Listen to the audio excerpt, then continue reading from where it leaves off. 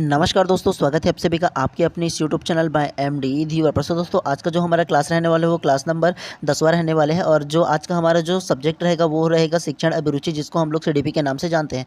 और उसके अलावा हमारा जो आज का जो टॉपिक रहेगा वो रहेगा शारीरिक विकास, गत्यात्मक विकास और मानसिक विकास पार्ट 2। अब आप लोग बोलोगे ये पार्ट 2 क्या है?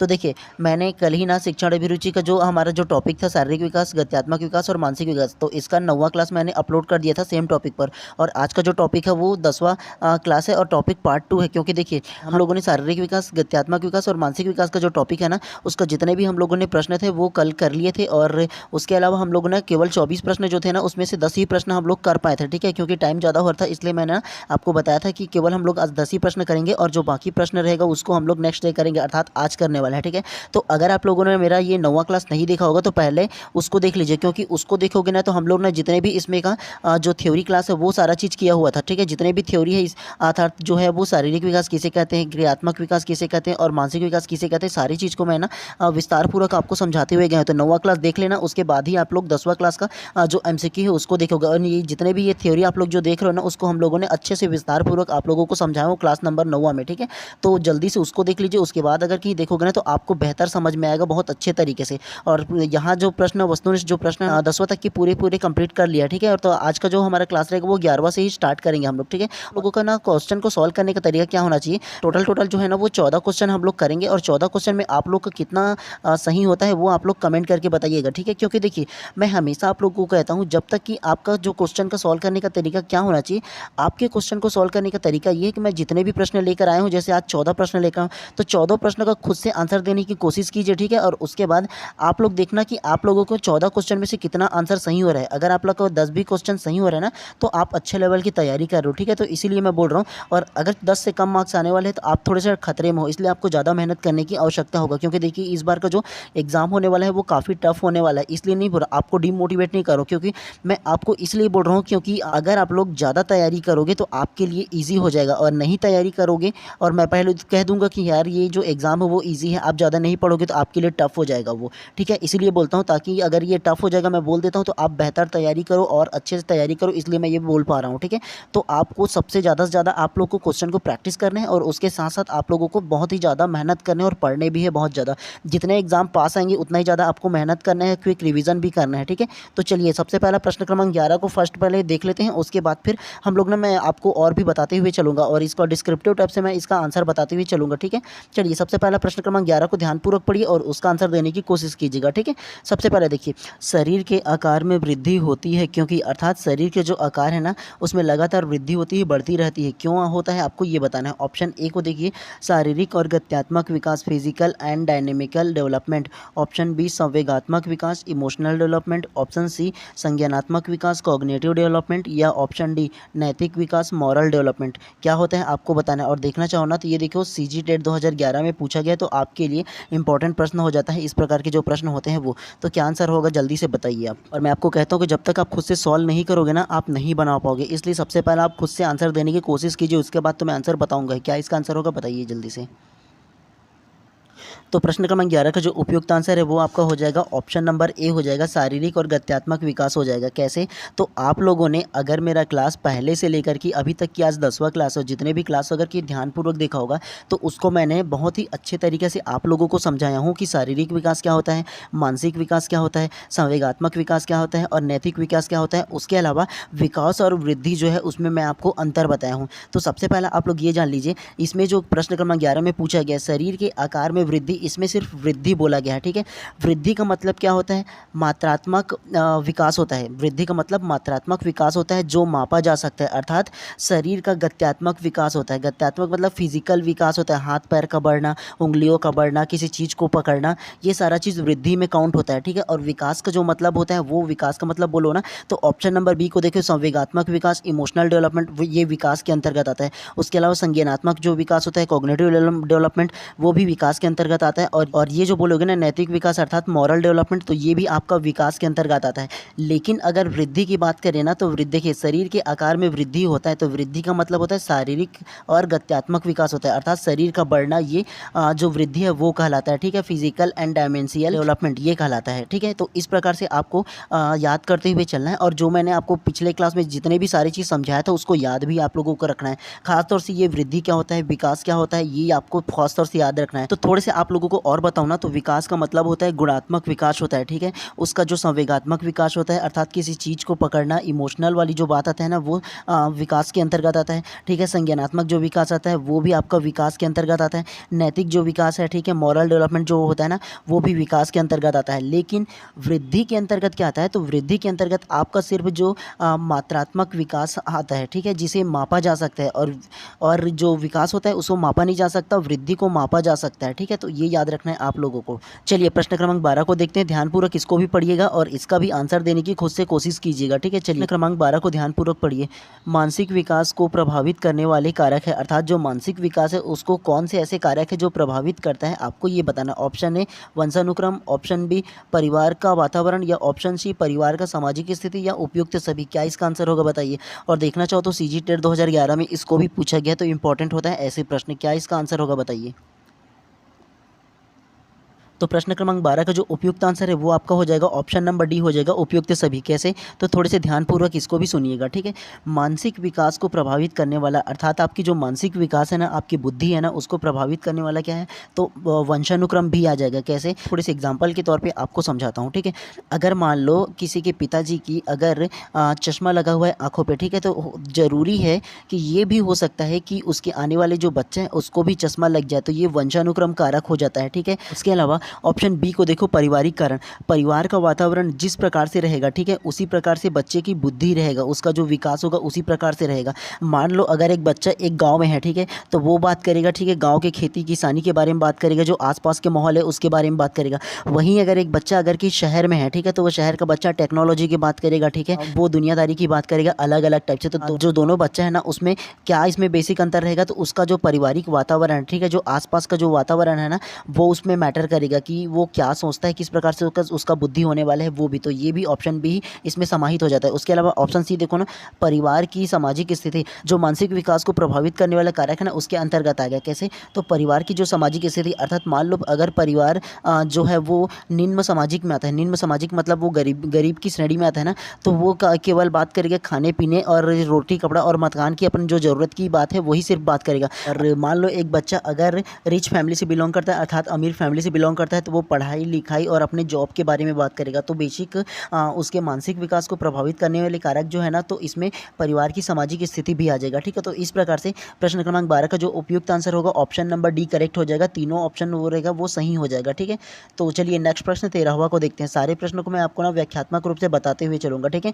कोशिश आप लोग कीजिए कि आप सबसे पहले खुद से आंसर दो। मैं हमेशा अपने वीडियोस में कहता हूँ जब तक आप खुद से आंसर नहीं दोगे, खुद से नहीं बनाओगे, आपका क्वेश्चन को सॉल्व करने के जो तरीका है वो नहीं होने वाला आसान। ठीक है, तो आपको खुद से जितना ज़्यादा प्रैक्टिस करोगे उतना ही ज़्यादा आप स्किल्ड हो जाओगे, अर्थात क्वेश्चन का आंसर देने और आपकी जो समझ है एक कदम आगे हो जाएगा। और एग्जाम में कोई भी आपकी मदद करने वाला नहीं है, आपको खुद को ही खुद की मदद करना है। ठीक है, चलिए प्रश्न क्रमांक 13 को ध्यानपूर्वक पढ़िए और इसका क्या आंसर होगा वो बताना है। बिग व हंट के अनुसार खाली स्थान की विशेषताओं को सर्वोत्तम रूप से व्यक्त करने वाला एक शब्द है परिवर्तन।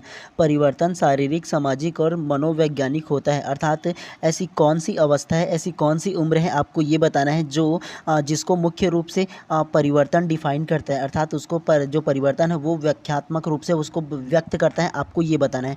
ऑप्शन ए को देखिए शैशवावस्था, ऑप्शन बी को देखिए बाल्यावस्था, ऑप्शन सी को देखिए किशोरावस्था, या ऑप्शन डी प्रौढ़ावस्था। तो देखना चाहो ना सीजी टेट 2011 में इसको भी पूछा गया, तो इस प्रकार के प्रश्न इंपॉर्टेंट हो जाते हैं आपके लिए। क्या इसका आंसर होगा बताइए जल्दी से। तो प्रश्न क्रमांक 13 का जो उपयुक्त आंसर है वो आपका हो जाएगा किशोरावस्था, ऑप्शन नंबर सी करेक्ट हो जाएगा। कैसे, तो अगर आप लोगों ने ना ध्यानपूर्वक प्रश्नों को पढ़ा होगा ना, तो सबसे पहला इसमें एक शब्द बोला गया था परिवर्तन। ठीक है, तो परिवर्तन कौन सी ऐसी आयु है जिसको सर्वोत्तम रूप से व्याख्यात्मक रूप से उसको व्यक्त करता है। तो देखिए परिवर्तन जो है वो किशोरावस्था को सबसे ज़्यादा व्यक्त करता है, और जो सबसे ज़्यादा जो परिवर्तन आता है ना, जो परिवर्तन लाते हैं वो आपका किशोरावस्था हो जाता है। कैसे, तो जो किशोरा जो अवस्था है ना वो परिवर्तन की अवस्था कहलाती है, क्योंकि उसमें घूमने की आयु बोल सकते हो। अपने परिवार से जो दूर होने की आयु होता है, दूर होने के कहने का अर्थात वो दुनियादारी के बारे में जानना किशोरावस्था में ही सबसे ज़्यादा शुरू करता है, ठीक है। अपने परिवार की बात मानने से ज़्यादा अपने दोस्तों की बात मानना सबसे ज़्यादा शुरू करता है और वो सामाजिक रूप से समाज में जुड़ना भी आरंभ करता है। समाज क्या होता है जो उसको जानने की भी कोशिश करता है। और जो भी अमूलचूल परिवर्तन होता है ना, वो मुख्य रूप से किशोरावस्था में ही होता है, ठीक है। और जो किशोरावस्था की जो आयु है ना, 12 वर्ष से लेकर के 18 वर्ष तक की माना जाता है, ठीक है। या 12 वर्ष से अधिक भी बोल सकते हो, लेकिन विशेष तौर पे बोलो तो 12 वर्ष से 18 वर्ष की जो उम्र है उसको किशोरावस्था कहते हैं, ठीक है। और सीजी टेट 2011 में पूछा गया ना, तो इस प्रकार के प्रश्न बहुत ज़्यादा इंपॉर्टेंट होते हैं। और कोई भी प्रश्न में अगर परिवर्तन को लेकर के अगर प्रश्न आए ना, परिवर्तन से रिलेटेड अगर पूछे ना, तो आपको आँख मूंद करके भी किशोरावस्था को मार देना है, ठीक है। किशोरावस्था ही जो परिवर्तन का वो उत्तम रूप से उसको व्यक्त करता है। तो इस प्रकार से प्रश्न क्रमांक 13 का जो उपयुक्त आंसर है ऑप्शन नंबर सी किशोरावस्था हो जाएगा, ठीक है। चलिए नेक्स्ट प्रश्न को ध्यानपूर्वक आप लोग देखिएगा, ठीक है। प्रश्न क्रमांक 14 को ध्यानपूर्वक देखते हैं और उसका भी आंसर देने की आप लोग कोशिश कीजिएगा। और एक बात मैं आपको बता दूं, ये जो प्रश्न क्रमांक 14 है जो है ना, हम लोगों ने जो पिछले क्लास लिए थे, जितने भी क्लास लिए थे उसमें मैंने ये प्रश्न को रिपीट हुआ है, क्योंकि देखिए एक टीचर होने के नाते मुझे पता चल जाता है, क्योंकि मैंने आपको पढ़ाया है तो मुझे पता चल जाता है कि कौन से प्रश्न रिपीटेड है, क्योंकि मैं आपको समझाता हूँ तो मुझे याद रहता है ये सारा चीज़, ठीक है। तो चलिए ये रिपीटेड क्वेश्चन तो आप लोगों के लिए प्लस पॉइंट है, ताकि आप लोग दोबारा इसको सही आंसर दे सकते हो, यानी ये मुझे पता चल जाएगा, ठीक है। और इसका जो जवाब है उसको कमेंट जरूर कीजिएगा, फिर मैं तो इसका आंसर बताऊंगा ही। चलिए पढ़ते हैं प्रश्न क्रमांक 14। ध्यानपूर्वक पढ़िए और ध्यान से इसका आंसर देने की कोशिश कीजिए, ठीक है। इस प्रकार के लॉन्ग जो क्वेश्चन है ना, आपके एग्जाम में पूछे ही जाते हैं, थोड़ा सा घुमाओ टाइप से जो प्रश्न है वो, ठीक है। तो चलिए प्रश्न क्रमांक 14 को ध्यानपूर्वक पढ़िए। एक 13 वर्षीय बालक बात बात में अपने बड़ों से झगड़ा करने लगता है और हमेशा स्वयं को सही साबित करने की कोशिश करता है। वह विकास की किस अवस्था में है? अर्थात इसको थोड़े से आपको सरल तरीके से समझाओ ना। एक 13 वर्ष का जो बालक है वो अपनों से जो बड़े हैं, अपने पेरेंट्स हो जाए चाहे वो उनके बड़े भाई बहन हो, ठीक है, उस पर बात बात पर झगड़ा करने लगता है और खुद को जो होता है वो सही साबित करता है, चाहे वो गलत बात पर ही क्यों ना हो, वो खुद को सही साबित करता है। तो आपको बताना है कि यह किस अवस्था में ऐसा करते हैं, आपको ये बताना है, ठीक है। तो ऑप्शन ए को देखिए प्रारंभिक बाल्यावस्था, ऑप्शन बी को देखिए किशोरावस्था, ऑप्शन सी को देखिए युवावस्था, या ऑप्शन डी को देखिए बाल्यावस्था, ठीक है। तो क्या इसका आंसर होगा आपको बताना है। और सबसे पहले देखो सीटेट 2011 में इसको भी पूछा गया, तो इंपॉर्टेंट होता है इस प्रकार के प्रश्न। तो क्या इसका आंसर होगा सबसे पहले आप बताइए, फिर मैं इसको आपको समझाते हुए चलूंगा, ठीक है। तो क्या होगा बताइए इसका आंसर। तो प्रश्न क्रमांक 14 का जो उपयुक्त आंसर है वो आपका हो जाएगा ऑप्शन नंबर बी हो जाएगा किशोरावस्था। कैसे? तो इस प्रश्न को सॉल्व करने का आपके पास दो तरीका है। इस दो तरीकों को बताने से पहले एक थोड़ी सी बात मैं आपको बता देता हूँ। अगर आप लोगों ने मेरा जो पिछला वीडियोस है उन सारे वीडियोस को अगर देखे होंगे, जो आपका शिक्षण अभिरुचि अर्थात जो सीडीपी का जो क्लास है उसको देखे होंगे ना, तो आपको बहुत अच्छे से समझ में आया होगा कि जो पियाजे का जो बच्चों की आयु को जो डिस्ट्रीब्यूशन अर्थात वर्गीकरण है उसको अलग अलग अवस्था में अलग अलग आयु में बांटा गया है, मुख्यतः 4 प्रकार से, ठीक है। तो उसको मैंने आप लोगों को अच्छी तरह से बताया था। तो आप लोगों को दो तरीका कैसा होगा कि सबसे पहला तरीका देखिए, ये जो आयु है उसके अनुसार आप जान जाओगे कि वो किस अवस्था में किया जाता है। ये जो झगड़ा है अर्थात ये जो खुद को सही साबित करने की जो आयु है वो किस अवस्था में किया जाता है, आप वो जान जाते हैं। तो जो मैं बताऊंगा ना आपको नोट करते हुए चलना है, ठीक है। जितना भी आपको टॉपिक बताऊंगा ना जो रहेगा ना उसको आप लोगों को अच्छे से कॉपी में नोट कर लेना, क्योंकि इस प्रकार के प्रश्न पूछे ही जाते हैं। देखिएगा आपके एग्जाम में पूछे ही जाएंगे। तो सबसे पहला जो आयु का डिस्ट्रीब्यूशन है वो आपका हो जाएगा गर्भावस्था, ठीक है। जो अवस्था होगा, ठीक है, वो गर्भावस्था। अब गर्भावस्था कितना होता है, तो गर्भ धारण करने से लेकर कि उसके जन्म तक की जो अवस्था होता है वो गर्भावस्था कहलाता है पहला। दूसरा जो आयु होता है वो आपका हो जाएगा शैशवावस्था, ठीक है। शैशवावस्था ये हो जाएगा। ये कितना वर्ष तक की रहेगा, तो ये आपका रहेगा जन्म से लेकर कि 2 वर्ष तक की आपका ये जो शैशवावस्था है वो होगा। तीसरा जो रहेगा वो क्या होगा, वो होगा आपका बाल्यावस्था, ठीक है। बाल्यावस्था हो जाएगा, ठीक है। इसको ऐसे नोट करके याद रखिएगा। बाल्यावस्था की जो आयु है वो आपका 2 वर्ष से लेकर कि वो हो जाएगा आपका 12 वर्ष तक की। अब ये जो बाल्यावस्था है ना उसको 2 भाग में बांटा गया, इसको याद रखिएगा। 2 भाग में कैसे कैसे, सबसे पहला पूर्व बाल्यावस्था उसको रखा गया है 2 वर्ष से लेकर कि आपका 6 वर्ष तक की पूर्व बाल्यावस्था रखा गया है। उसके बाद उत्तर बाल्यावस्था जो रहेगा वो 6 से लेकर कि 12 वर्ष तक की इसको रखा गया है। उसके बाद जो चौथा है वो कौन सा होगा, तो जो चौथा है वो आपका किशोरावस्था हो जाएगा उसके बाद, ठीक है। किशोरावस्था जो है वो 12 वर्ष से लेकर कि अधिक तक की रहेगा, ठीक है। इस जो मैं बोल रहा हूँ सिर्फ उसको आपको ध्यान में रखना है।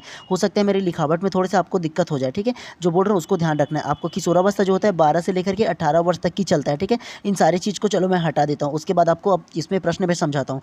अब कहा क्या गया है, सबसे पहला अगर कि इसको समझ गए होंगे ना, तो इसमें बोला गया है 13 वर्ष की आयु। तो 12 से लेकर के 18 वर्ष की जो आयु है वो किस में आता है, सिर्फ प्रश्न में इसको देखोगे आयु को लेकर तभी आप समझ जाओगे। तो 13 जो वर्ष की जो आयु है वो किस में आता है, तो आप बोलोगे कि ऑप्शन नंबर बी किशोरावस्था में आता है। ऐसे ही सिर्फ आप लोग ये जो आयु का जो देखे हो वैसे ही देख कर के आप आंसर ला देते हो, तो इस प्रकार से एक इस तरीक़ा से आपका सही हो जाता है।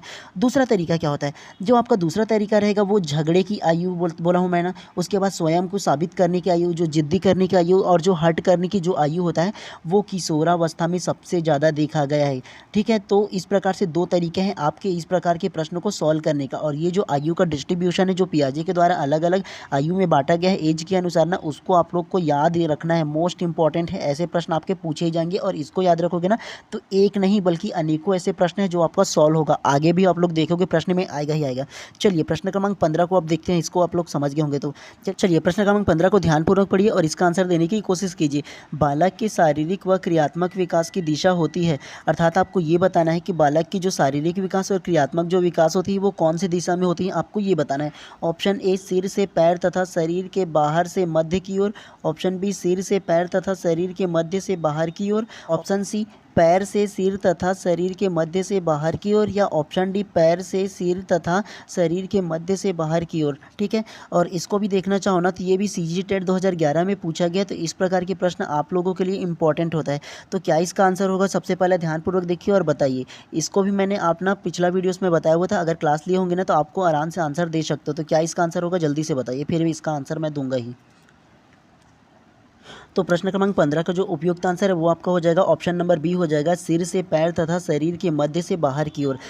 कैसे होगा, तो सबसे पहले आप लोग ये जान लो, अगर आप लोगों ने मेरा पिछला जितना भी वीडियोस है सीडीपी का उसको देखे होंगे ना, तो आपके समझ में आया होगा कि जो बालक की जो शारीरिक विकास होता है वो 2 प्रकार से होता है, अर्थात 2 ओर होता है। कौन सी ओर, सबसे पहला जन्म से लगभग 12 वर्ष की उम्र तक की जो होता है ना, वो सबसे पहला सिर से लेकर के पैर तक की उसका जो विकास है वो होता है। कैसे, तो उसको जो कहते हैं सबसे जो फर्स्ट है उसको कहते हैं मस्तकोध्मुखी विकास कहते हैं। ठीक है, इसको याद रख लीजिएगा। सिर से पैर तक की जो विकास होता है उसको मस्तकोध्मुखी विकास होता है, जो जन्म से लेकर के ना, अर्थात जो गर्भावस्था से लेकर के ना पूरे 12 वर्ष की आयु है ना, वहाँ तक की आप लोगों का मस्तकोध्मुखी विकास चलता है, अर्थात सिर से पैर तक की जो विकास है वो चलता है। उसके बाद जो दूसरा है ना वो आपका हो जाएगा निकट दूरवर्ती विकास हो जाएगा। और निकट दूरवर्ती विकास क्या होता है, तो एक बालक के शरीर के मध्य से लेकर के ना, जो मध्य उसका हार्ड है, उसका दिल है, वहाँ से लेकर के ना बाह्य ओर अर्थात बाहर की ओर उसका विकास होता है, पैर का होता है, हाथ का होता है। तो इस प्रकार से 2 प्रकार से इसका जो विकास है वो होता है। ठीक है, शारीरिक जो विकास है 2 प्रकार से होता है, सबसे पहला मस्तकोध्मुखी विकास और दूसरा जो होता है वो निकट दूरवर्ती विकास जो होता है। दोनों की याद रखना है। मस्तकोध्मुखी विकास को मैंने बताया था ना, सिर से पैर तक की चलता है, और निकट दूरवर्ती साथ अर्थात उनका जो हार्ड होता है, अर्थात जो केंद्र होता है, ठीक है, वहाँ से लेकर के बाह्य ओर अर्थात उनके हाथों तक और पैरों तक उस तरफ बाहर की ओर जो उसका विकास होता है वो होता है। ठीक है, तो इस प्रकार से प्रश्न क्रमांक 15 का जो उपयुक्त आंसर है वो हो जाएगा आपका ऑप्शन नंबर बी करेक्ट हो जाएगा। इसको आप लोगों को याद रखना है, ऐसे प्रश्न पूछे ही जाते हैं। चलिए प्रश्न क्रमांक 16 को ध्यानपूर्वक पढ़िए और इसका आंसर देने की कोशिश कीजिए। प्रश्न कहता है मानसिक रूप से स्वस्थ अध्यापक की विशेषता क्या है, अर्थात जो मानसिक रूप से स्वस्थ अध्यापक है उसकी क्या विशेषता है आपको ये बताना है। ऑप्शन ए को देखिए, वह संवेदनात्मक रूप से संतुलित है, ऑप्शन बी उसे अपने विषय का गहन ज्ञान है, ऑप्शन सी वह अत्यधिक संवेदनशील है, या ऑप्शन डी वह सख्त अनुशासन पसंद करता है। क्या इसका आंसर होगा बताइए। और देखना चाहो ना तो यूटीटी अर्थात उत्तराखंड टेट 2011 में पूछा गया है। तो क्या इसका आंसर होगा, सबसे पहले आप ये बताइए। तो प्रश्न क्रमांक 16 का जो उपयुक्त आंसर है वो हो जाएगा आपका ऑप्शन नंबर ए हो जाएगा, वह संवेदनात्मक रूप से संतुलित है। कैसे, तो अगर आप लोगों ने प्रश्न को ध्यानपूर्वक पढ़ोगे तो आपको समझ में आएगा। मानसिक रूप से स्वस्थ अध्यापक, तो मानसिक रूप से स्वस्थ अध्यापक कौन हो सकते हैं, वह संवेदनात्मक रूप से संतुलित है। संवेदनात्मक कहने का मतलब मेंटली रूप से स्ट्रांग है, वो वह उसका विशेष उसका जो गुण है ना वो हो जाएगा, उसका जो विशेषता है वो हो जाएगा। ठीक है, और बाकी कैसे नहीं होगा ये जान लो। सबसे पहले ऑप्शन बी को देखिए, उसे अपने विषय का तो गहरी ज्ञान तो सबको होता है, जो टीचर होगा वो तो होगा ही ना, क्योंकि वो एग्जाम देकर के आया हुआ है। उसके अलावा ऑप्शन सी को देखिए, अत्यधिक संवेदनशील, इमोशनल ज़्यादा होने वाला टीचर एक अच्छा टीचर नहीं कहलाता, तो नेगेटिव पॉइंट्स आपको नहीं लेना है। उसके अलावा ऑप्शन डी को देखिए, वह सख्त अनुशासन जो सख्त रखने वाली ऐसी बात तो आपको करने भी नहीं है, क्योंकि देखिए निगेटिव टाइप से आपको लेना भी नहीं है। आपको अगर प्रश्न पॉजिटिव है तो आपको पॉजिटिव लेना है। और सख्त अनुशासन बच्चे को ज़्यादा पढ़ा लिखा नहीं सकता है। ठीक है, वो ज़्यादा बच्चों को बोझिल बना देता है। इसलिए जो प्रश्न क्रमांक 16 का जो उपयुक्त आंसर है वो ऑप्शन नंबर ए हो जाएगा वह संवेदनात्मक रूप से संतुलित है। संतुलित मतलब मेंटली स्ट्रांग है, वो कहलाएगा। चलिए प्रश्न क्रमांक 17 को ध्यानपूर्वक पढ़िए और इसको अभी आंसर देने की कोशिश कीजिए। ये प्रश्न जो है ना वो मैं आपको बता दूं वेरी वेरी इंपॉर्टेंट है। इस प्रकार के जो प्रश्न है ना आपके एग्जाम में देखने को मिलेंगे ही मिलेंगे, देख लेना। क्योंकि देखिए इसमें आईक्यू के बारे में बात किया गया है और कौन से मानसिक आयु और शारीरिक आयु के बारे में बात किया गया, इसके सूत्र के बारे में बात किया गया। मैंने आपको बताया भी था अपने पिछले क्लास में। तो सबसे पहले प्रश्न पढ़ लीजिए, उसके बाद मैं इसको बना करके सॉल्व करके दिखाऊंगा, ठीक है। और मेरा पिछला वीडियोस नहीं देखा है तो उसको भी देख लीजिएगा, तो आपको अच्छे से समझ में आ जाएगा। प्रश्न क्रमांक 17 को देखिए क्या कहता है। यदि एक बच्चे की मानसिक आयु मेंटल एज 5 वर्ष है तथा वास्तविक आयु क्रोनोलॉजिकल एज जो है वो 4 वर्ष हो तो उस बच्चे का आईक्यू होगा। Option A 125, option B 80, option C 120 या ऑप्शन डी 100। कितना होगा ये बताना है आपको। देखिए पी टेट 2011 में पूछा गया, अर्थात पंजाब टेट 2011 में पूछा गया। क्या इसका आंसर होगा जल्दी से बताइए आप पहले, फिर इसका आंसर मैं तो दूंगा ही आपको।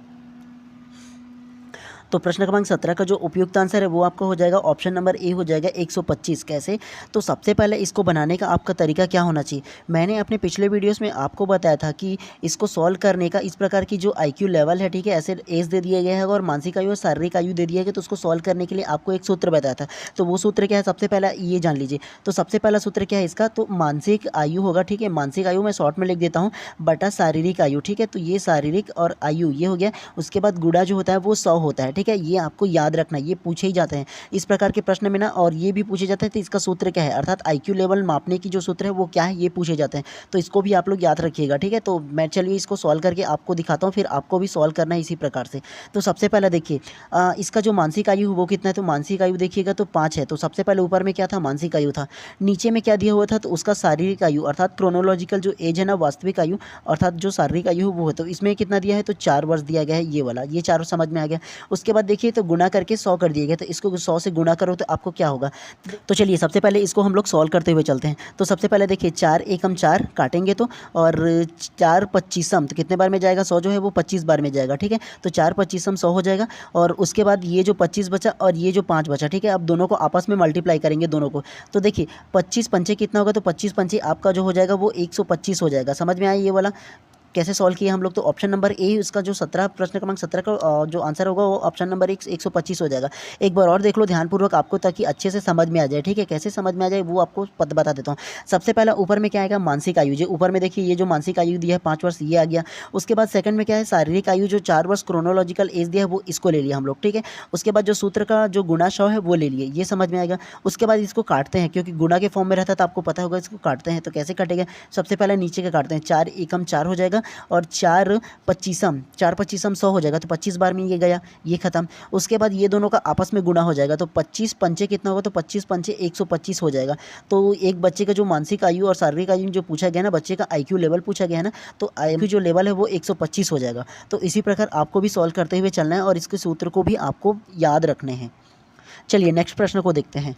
चलिए प्रश्न क्रमांक 18 को ध्यानपूर्वक पढ़िए और इसका आंसर देने की कोशिश कीजिए। ये जो बड़ा अक्षर में प्रश्न क्रमांक दिया है उसको लेना है, ठीक है, इसको नहीं लेना है आपको। प्रश्न क्रमांक 18 को देखते हैं। जब बच्चे की दादी उसे उसकी माँ की गोद से लेती है तो बच्चा रोने लगता है। बच्चा खाली स्थान के कारण रोता है। अर्थात इसको सरल तरीके से ये समझो ना, तो जब बच्चा है वो अपनी माँ के गोद में है, लेकिन उसकी दादी उस बच्चे को अपने पास बुलाता है अर्थात लेता है, तो वो बच्चा रोने लगता है। तो ये किस कारण रोने लगता है आपको ये बताना है। ऑप्शन ए को देखिए, वियोग दुश्चिंता सेपरेशन एंजाइटी। ऑप्शन बी सामाजिक दुश्चिंता सोशल एंजाइटी। या ऑप्शन सी संवेगात्मक दुश्चिंता इमोशनल एंजाइटी। या ऑप्शन डी अजनबी दुश्चिंता स्ट्रेंजर एंजाइटी। क्या इसका आंसर होगा जल्दी से बताइए। ये देखो टेट 2012 में इसको भी पूछा गया, तो इंपॉर्टेंट होता है ऐसे प्रश्न। क्या इसका आंसर होगा सबसे पहले आप खुद बताइए, फिर इसका आंसर मैं तो दूंगा ही आपको। तो प्रश्न क्रमांक 18 का जो उपयुक्त आंसर है वो आपका हो जाएगा ऑप्शन नंबर डी हो जाएगा, अजनबी दुश्चिंता स्ट्रेंजर एंजाइटी हो जाएगा। कैसे, अब आप लोग बोलोगे कि ये तो उनकी दादी है फिर भी वो रोने लगती है, तो अजनबी दुश्चिंता कैसे हुआ।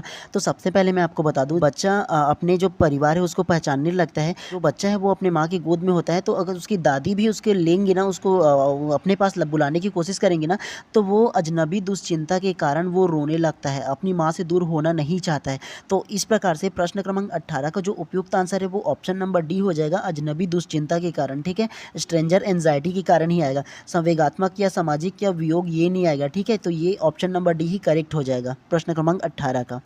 चलिए प्रश्न क्रमांक 19 को देखते हैं। प्रश्न क्रमांक 19 को ध्यानपूर्वक आप लोग पढ़िएगा और उसका आंसर देने की कोशिश कीजिएगा। क्या कहते हैं प्रश्न क्रमांक 19 देखिए, निम्नलिखित में से कौन सा सूक्ष्म गति कौशल का उदाहरण है, अर्थात जो सूक्ष्म गति कौशल जो है ना वो किसका उदाहरण है आपको ये बताना है। ठीक है, ऑप्शन ए को देखिए लिखना, ऑप्शन बी चढ़ना, ऑप्शन सी फुदकना या ऑप्शन डी दौड़ना। ठीक है, सीटेट 2012 में इसको भी पूछा गया, तो क्या इसका आंसर होगा बताइएगा। तो प्रश्न क्रमांक 19 का जो उपयुक्त आंसर है वो आपका हो जाएगा ऑप्शन नंबर ए हो जाएगा लिखना। कैसे, तो थोड़े से ध्यानपूर्वक आप लोग समझिएगा। ठीक है, सूक्ष्म गति कौशल बोला है। ठीक है, तो सूक्ष्म गति कौशल जो होता है वो लिखना के अंतर्गत आता है। वो कैसे, अब आप लोगों को थोड़े से ध्यानपूर्वक समझिएगा। जो कौशल है अर्थात जो गति कौशल है, सूक्ष्म गति कौशल और स्थूल गति कौशल दो प्रकार के होता है। जो उनका कौशल है बच्चे लोग का, वो सबसे पहला आप लोग ध्यान रखिएगा सूक्ष्म गति कौशल। ठीक है, मैं इसको साबश लिख देता हूँ सूक्ष्म गति कौशल। तो सूक्ष्म गति कौशल में क्या आता है, छोटे छोटे वह कार्य जो सूक्ष्म गति कौशल के अंतर्गत है वो आएगा आपका लिखना हो जाएगा, किसी चीज़ को पकड़ना हो जाएगा। ऐसे छोटे छोटे जो कार्य है ना वो आ जाएगा ये सूक्ष्म गति कौशल के अंतर्गत। हाथ पैर को हिलाना ये भी आ जाएगा उसके अंतर्गत। और उसके अलावा जो दूसरा कौशल है वो कौन सा है आपका स्थूल गति कौशल। क्या होगा, ये स्थूल गति कौशल ये हो जाएगा, ये समझ लीजिएगा। स्थूल गति कौशल क्या होता है, दौड़ना, फुदकना, चढ़ना। ये जो बड़े बड़े जो कार्य हैं ना, अर्थात जो जैसे दौड़ते हुए जा सकता है, किसी चीज़ को चढ़ सकता है, फुदक सकता है, उछल सकता है, इस प्रकार की जो बड़ा कार्य जो है ना वो स्थूल गति कौशल में आएगा। और जो छोटा छोटा कार्य है, किसी चीज़ को पकड़ना हो गया या लिखना हो गया या हाथ पैर को हिलाना हो गया, वो सूक्ष्म गति कौशल के अंतर्गत आएगा। और सूक्ष्म मतलब छोटा कार्य समझ लेना और स्थूल मतलब बड़ा कार्य समझ लेना। वह कार्य जो छोटा छोटा कार्य को दर्शाता है वो सूक्ष्म गति कौशल, और जो बड़ा कार्य को दर्शाएगा वो स्थूल गति कौशल कहलाता है। चलिए प्रश्न क्रमांक 20 को ध्यानपूर्वक पढ़िए और इसका आंसर देने की कोशिश कीजिए। ये जो प्रश्न क्रमांक 20 है उसको ध्यान रखना, ये 25 को मत ध्यान देना। ठीक है, प्रश्न क्रमांक 20 क्या कहते हैं, ध्यानपूर्वक पढ़िए। स्वकेंद्रित अवस्था होती है बालक के, अर्थात आपको स्वकेंद्रित जो अवस्था होती है ना उसको बताना है। ऑप्शन ए को देखिए जन्म से 2 वर्ष तक, ऑप्शन बी 3 से 6 वर्ष तक, ऑप्शन सी 7 से किशोरावस्था तक या ऑप्शन डी किशोरावस्था तक। सबसे पहले ये देख लीजिए यूपी टेट 2012 में इसको भी पूछा गया है, तो क्या इसका आंसर होगा सबसे पहले आप ये बताइए। तो प्रश्न क्रमांक 20 का जो उपयुक्त आंसर है वो आपका हो जाएगा ऑप्शन नंबर बी हो जाएगा 3 से 6 वर्ष तक। कैसे, तो सबसे पहले ये जो स्वकेंद्रित है आप वो समझ लीजिए क्या होता है। स्वकेंद्रित कहने का मतलब ये है कि बच्चा अपने में ही मगन हो जाता है, मतलब अपनी दुनिया में ही खोया हुआ होता है, वो किसी से कोई मतलब उनको नहीं रहता। आप लोगों ने देखा होगा कि एक जो बच्चा होता है वो खुद से ही अपने से ही खेलते रहता है, उसको किसी से कोई मतलब नहीं रहता। तो वह स्वकेंद्रित होने की जो अवस्था है वो 3 से 6 वर्ष तक की अवस्था कहलाता है। तो इस प्रकार से प्रश्न क्रमांक 20 का जो उपयुक्त आंसर होगा वो ऑप्शन नंबर बी हो जाएगा 3 से 6 वर्ष तक की, ये आपको याद रखना है। चलिए प्रश्न क्रमांक 21 को ध्यानपूर्वक पढ़िएगा और आप भी इसका आंसर देने की कोशिश कीजिएगा। सबसे पहला प्रश्न क्रमांक 21 क्या कहते हैं उसको देखिए। शैशवावस्था में बच्चा के क्रियाकलाप खालिस्तान होती है, अर्थात शैशवावस्था में बच्चों के क्रियाकलाप किस प्रकार से होती है आपको ये बताना है। ऑप्शन ए मूल प्रवृत्त्यात्मक, ऑप्शन बी संरक्षित, ऑप्शन सी संज्ञानात्मक या ऑप्शन डी संवेगात्मक। क्या इसका आंसर होगा आप ये बताइए सबसे पहला।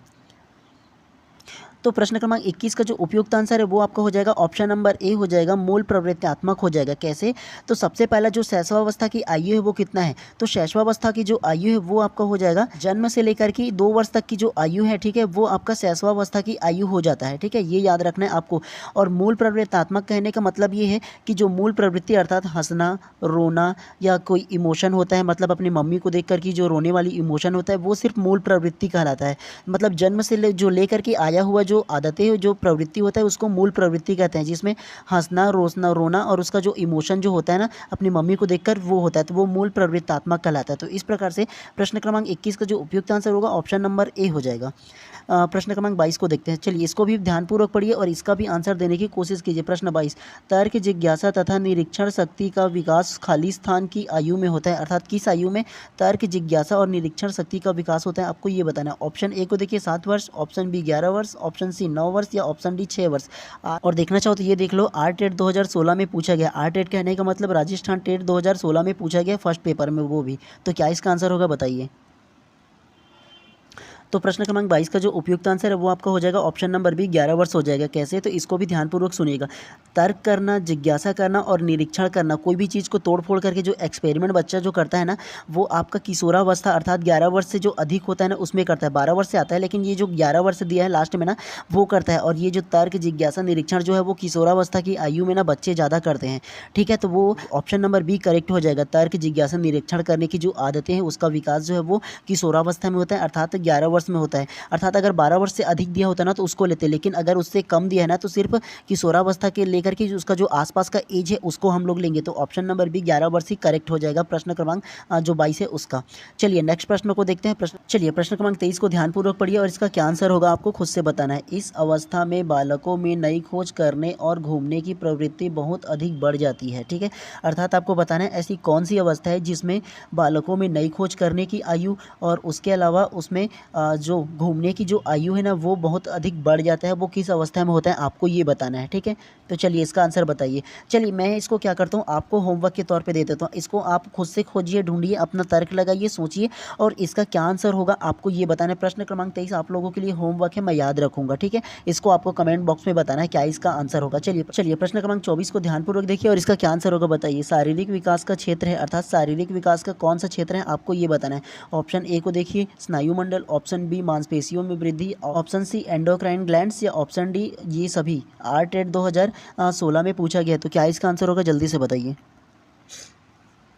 तो प्रश्न क्रमांक 24 का जो उपयुक्त आंसर है वो आपका हो जाएगा ऑप्शन नंबर डी उपयुक्त सभी, अर्थात ये सभी हो जाएगा। कैसे, तो ध्यानपूर्वक सुनिएगा। शारीरिक विकास का जो क्षेत्र है वो स्नायु मंडल में भी होता है। स्नायु मंडल मतलब उसका संपूर्ण शरीर जो होता है वो। उसके अलावा ऑप्शन नंबर बी मांसपेशियों में भी वृद्धि होता है। मांसपेशियाँ मतलब किसी चीज़ को अच्छे से पकड़ पाना। मांसपेशियों में भी वृद्धि होगा तो वो अच्छे से जो बालक है वो दौड़ पाएगा, किसी कार्य को कर पाएगा। उसके अलावा एंड्रोग्लैनिक्स अर्थात उसका जो आगे की जो विकास है वो भी हो पाएगा। ठीक है, तो तीनों ऑप्शन ही करेक्ट होता है, इसलिए ऑप्शन नंबर डी ये सभी ही करेक्ट हो जाएगा। ठीक, तो चलिए यहीं पर आज का जो क्लास है उसको समाप्त करते हैं और क्लास नंबर 10 हमारा आज का ये जो बचा हुआ क्वेश्चन था क्लास नंबर 9 का वो कंप्लीट होता है। और ऐसे ही जब तक कि आप लोग का एग्जाम हो नहीं जाता तब तक कि सिलेबस वाइज कंटिन्यू हम लोग ना आपका ये जो क्लासेस है वो लाते ही रहेंगे। सभी क्लास का जितने भी आपका प्री बीएड और प्री डीएलएड इंट्रेंस एग्जाम का जो सिलेबस है ना टॉपिक्स वाइज वीडियोस हम लोग लेकर आते रहेंगे ताकि आपकी जो तैयारी है वो काफ़ी अच्छे तरीके से हो और आपको टाइम पर नोटिफिकेशन मिले। इसलिए सबसे ज़्यादा आपको जरूरी है कि आप चैनल को सब्सक्राइब कर दीजिए और बेल आइकन को दबा दीजिए ताकि टाइम पर आपको नोटिफिकेशन मिले। क्योंकि देखिए मुझे भी पढ़ना होता है और अपने पढ़ाई के साथ साथ आपको भी मैं आपको पढ़ाता हूँ। ठीक है, तो ये हो जाता है कि मैं प्रॉपर टाइम पे जो वीडियोस है वो नहीं आ पाता, तो थोड़े बहुत टाइमिंग का थोड़ा सा इशू हो जाता है। तो इसलिए आप लोग मैनेज कर लीजिए और मैनेज करने का एकमात्र तरीका ये है कि आप अगर सब्सक्राइब करोगे तभी आप में नोटिफिकेशन आएगा, नहीं करोगे तो नहीं आएगा। और अगर आपको क्लास प्रॉपर टाइम पर चाहिए तो आप सब्सक्राइब कर लीजिएगा। ठीक है, चलिए नेक्स्ट क्लास लेकर आएंगे कल सुबह फिर से 10 बजे। ट्राई करेंगे प्रॉपर टाइम पर लेकर के आएँ।